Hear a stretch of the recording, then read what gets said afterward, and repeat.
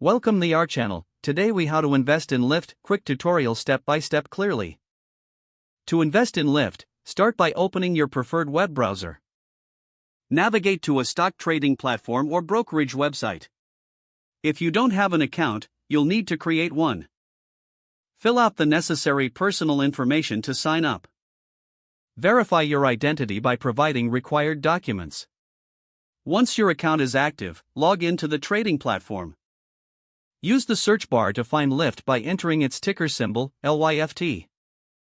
Review the stock's current price and performance data. Decide the amount of money you want to invest in Lyft shares. Select the option to buy shares. Enter the number of shares you wish to purchase. Choose an order type: market order or limit order. With a market order, you'll buy shares at the current price. With a limit order, you set a specific price at which you're willing to buy. Review your order details for accuracy. Confirm your purchase to complete the transaction. Monitor your investment regularly for performance updates.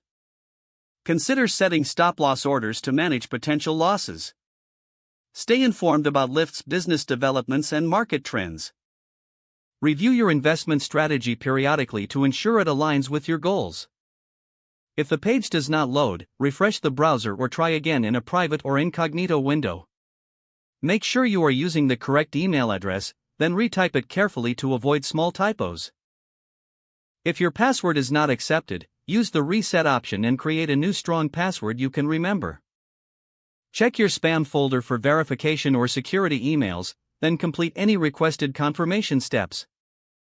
Enable two-factor authentication if available to improve account security and reduce unauthorized access risk. After signing in, review your profile details so your contact information and settings are accurate and current. If you see an error message, note it down and try again after restarting your device and internet connection. Log out when you finish, especially on shared devices, to keep your account and payment information secure. Don't forget to like this video and subscribe to our channel for more step-by-step tech guides.